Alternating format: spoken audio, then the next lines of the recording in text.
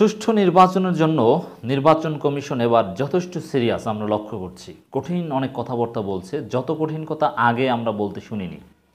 রহস্য কী? খুবই গুরুত্বপূর্ণ দর্শক, আমরা আলোচনা করছি 1 মে 24। হ্যাঁ, আপনারা সবাই বিশ্বাস করেন, আমরাও বিশ্বাস করে জানি নির্বাচন কমিশন যতই চেষ্টা করুক, যতই সিরিয়াস হোক, কোনো লাভ নেই। সুষ্ঠু নির্বাচন এই নির্বাচন কমিশনের মাধ্যমে সম্ভব নয়, কারণ এই নির্বাচন কমিশন পক্ষপাত দুষ্ট, তাদের নিয়োগ প্রক্রিয়ায় ত্রুটিযুক্ত এবং দলীয় সরকার এবং সরকার সামগ্রিকভাবে আমাদের রাজনৈতিক নির্বাচন এবং আমাদের কাঠামোকে এমনভাবে ধ্বংস করেছে, তাতে সুষ্ঠু নির্বাচন হওয়াটা আদৌ কিছুতেই সম্ভব নয়। তাতে আওয়ামী লীগও যদি সিরিয়াসলি চেষ্টা করে, নির্বাচন কমিশন সিরিয়াসলি চেষ্টা করে, তাতেও সম্ভব নয়। সুষ্ঠু নির্বাচন করতে হলে ব্যাপক সংস্কার দরকার।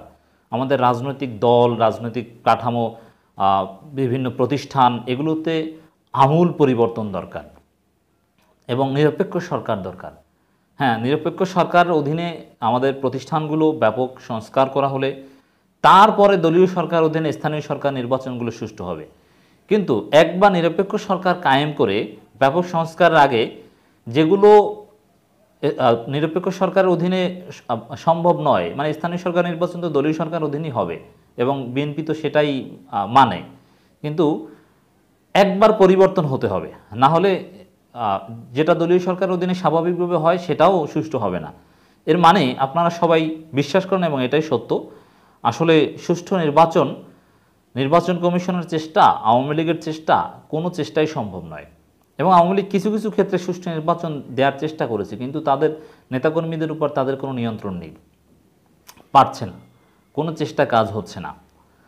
তো দর্শক, এখন আমরা দেখতে পাচ্ছি যে সুষ্ঠু নির্বাচনের জন্য নির্বাচন কমিশন আসলেই চেষ্টা করছে, যদিও এই চেষ্টা কোনো কাজ হবে না, কিন্তু চেষ্টা করছে কেন, এত সিরিয়াস কেন তারা, রহস্যটা কি? এটা হচ্ছে আমাদের আলোচনার বিষয়।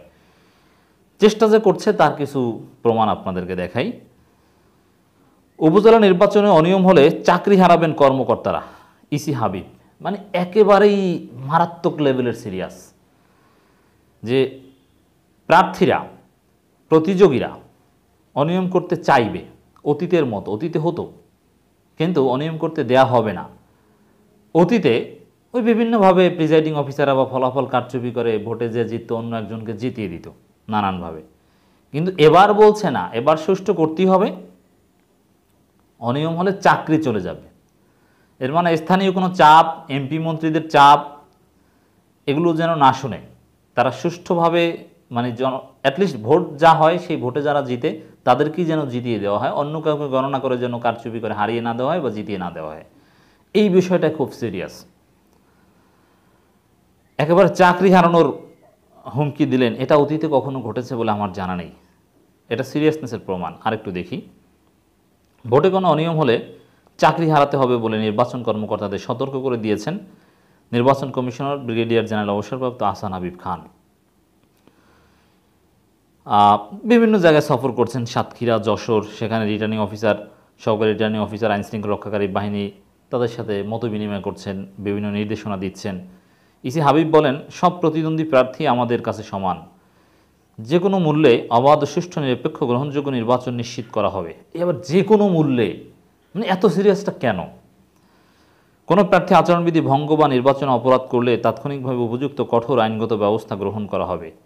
কেন্দ্রের পাশাপাশি প্রার্থীরা কর্মীরা আচরণবিধি ভঙ্গ করলে, বিশৃঙ্খলা সৃষ্টি করলে দ্রুত ব্যবস্থা নিতে হবে। আইনশৃঙ্খলা প্রতিদ্বন্দ্বিতা থাকবে, কিন্তু তা প্রতিরোধ ও প্রতিহিংসা থাকবে না। কঠিন নির্দেশনা। এর আগে বলেছিলেন একজন নির্বাচন কমিশনার যে অন্যায় করলে, সুষ্ঠু নির্বাচনে বাধা সৃষ্টি করলে সরাসরি জেল, মানে খুবই সিরিয়াস। এগুলোর কারণটা কি? দেখানোরই বা কী দরকার? আওয়ামী লীগ তো বহাল তবিয়াতে আছে, কিন্তু না, আমি মনে করি কিছু কারণ আছে। একদিকে প্রধানমন্ত্রী স্বীকার করছেন এই সরকারকে হটানোর জন্য তৎপরতা চলছে, কাজ চলছে। ওবায়দুল কাদের বলছেন দেশি বিদেশি ষড়যন্ত্র চলছে সরকারকে হটানোর জন্য। এর মানে কোনো অদৃশ্য চাপ এই সরকারের উপর, নির্বাচন কমিশনের উপর আছে, কোনো পরীক্ষার মুখোমুখি তারা হয়েছে, যেটা আমরা ক্লিয়ারলি বলতেও পারছি না যে আসলে কী, কিন্তু আওয়ামী লীগের নেতাকর্মীদের কাছ থেকে স্বীকারোক্তি আমরা দেখতে পাচ্ছি। সেই অদৃশ্য চাপ বা অদৃশ্য ভয়ে এবার সুষ্ঠু নির্বাচনের জন্য উঠে পড়ে লেগেছে। আমার কাছে মনে হয় এটা এর মানে সরকার বিপদে আছে।